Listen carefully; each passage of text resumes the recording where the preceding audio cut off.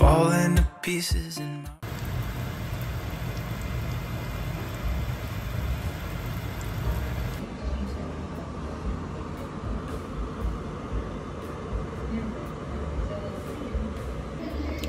Mga kamag mag-aaral.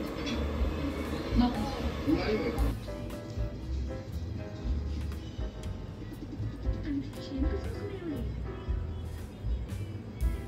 Hindi magawa mo na sa hinap na sila.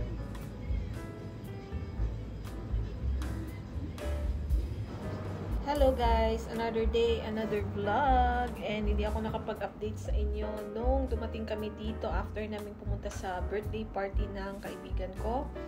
So ayun guys, nag-rest talaga kami ng one whole day. Yun guys, hindi talaga ako nag-vlog kahapon. Nandito lang kami sa apartment namin and balik na kasi ng work yung husband ko today. So bumalik na siya ng work and ako babalik ako sa Monday pa. So ayun guys, may ano pa tayo, Friday kasi ngayon.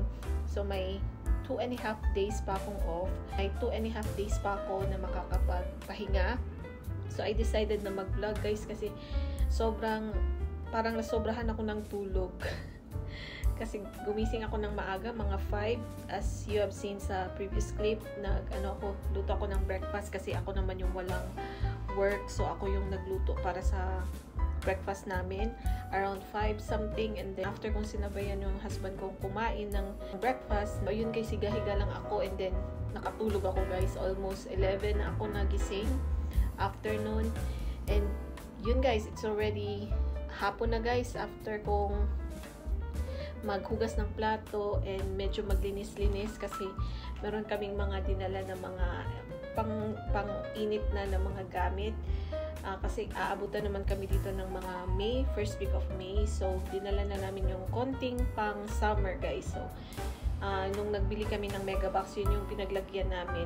Ginawa ko na lang is nag-ayos-ayos and ayun guys, ano na ngayon, 2 PM and maya-maya magluluto na din ako, pero nag-vlog lang din ako kasi may papakita ako sa inyo guys. May package tayong dumating. Yung second day off ko yata from nung nag-start yung 2 weeks off ko, napabrowse ako doon sa Facebook and then nakita ko na naging trending to guys. Nabudol na naman tayo. I think this is the second budol na nagawa sa akin nitong Facebook na to. So ayun guys, yung nakita ko is yung, alam nyo yung eyelash lift na kit. Yun guys, ito yung package na yun. Sabi ng husband ko, bakit may package dito? Naka-name sa'yo. Sabi ko, ay, in-order ko yan.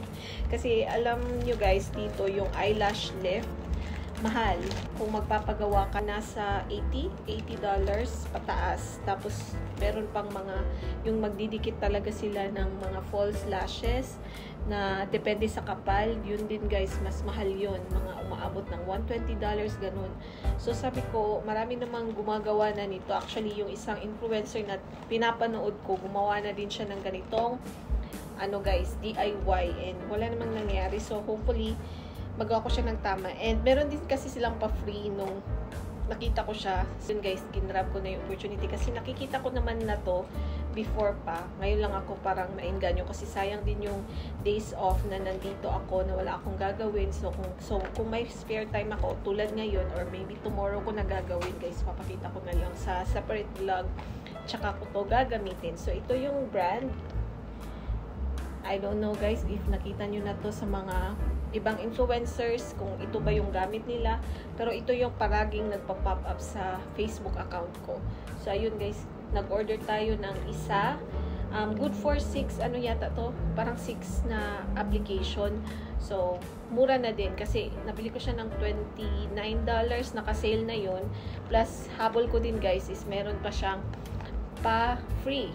Yan guys, yung free nila. Ayun guys, I'm so excited na gamitin tong dalawang to. And I will do this siguro tomorrow na lang guys kasi hapon na magluluto pa ako ng dinner. So, idudugtong ko na lang sa vlog na to or maybe isa-separate vlog ko na lang. Tingnan nyo ang labas guys, maaraw. Tulad nung pagbiyahe namin pabalik dito, maaraw din. Guys, tingnan nyo naman what I'm eating. Bago kong kinakaadikan. Ito yung nabili natin sa ating Asian grocery doon sa Omaha. It's the seasoned or roasted seaweed. Ayan guys. And 3 packs na lang yung naiwan. Dahan-dahan ko na siyang kinakain. Pang snacks. And then nanonood din ako ulit dito guys. So, if nanonood kayo sa kanila, it's Judy Live. Isa sa mga YouTuber na minamalik-balikan ko talaga. Maybe because Imperial Palace is closed. So lately guys, nanonood ako ng kanilang vlog sa Tokyo, Japan, which is one of the places talaga na gusto ko din mapuntahan someday. Nakikita ko sa vlog nila, enjoy na enjoy sila doon sa Tokyo. So hopefully, fingers crossed, God will allow us to, you know, makapag-travel naman sa ibang lugar like Tokyo. Isa yan sa mga nasa list ko sa gusto kong pag-travelan. In terms sa Asia ha. So yun guys, na-share ko lang. Okay, so this one, this Kona, this is one of the Sakura.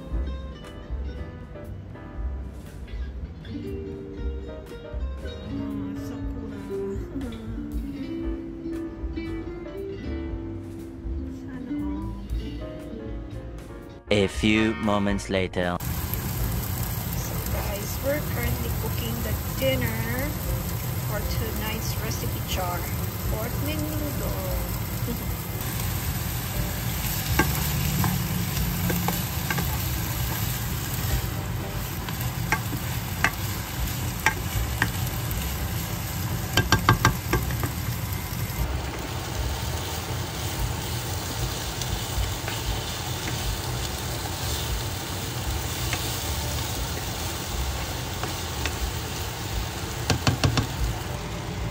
Guys, lalagay natin itong mamasitas.